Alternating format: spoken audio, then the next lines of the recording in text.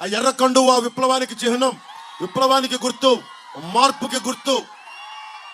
ఆ ఎర్ర కండువా గుర్తుపెట్టుకుని పుచ్చలపల్లి సుందరయ్య గారు తెలంగాణ సాయుధ పోరాట యోధుడు, కమ్యూనిస్ట్ యోధుడు. జగన్ కథలు చెప్తాడు, క్లాస్ వార్ కథలు చెప్తాడు.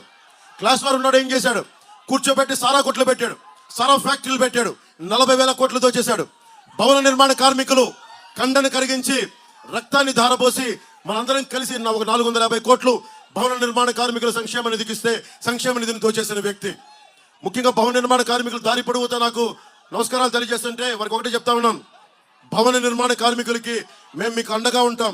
సంక్షేమ నిధిని తిరిగి రాగానే మీ అకౌంట్లు వేసే బాధ్యత మేము తీసుకుంటాం. అలాగే ముఠా కూలీల సంక్షేమాన్ని కూడా మేము బాధ్యత తీసుకుంటాం. కనకదుర్గమ్మ గుడి ఇక్కడ ఎర్రతి వాళ్ళు చూస్తామంటే చాలా మంది కనకదుర్గమ్మ వారికి వెళ్తారు. అమ్మవారిని లాగే విగ్రహాలను ఊరేగించడానికి రథానికి ఉండే 3 వెండి సింహాలు మాయమైపోయినాయి.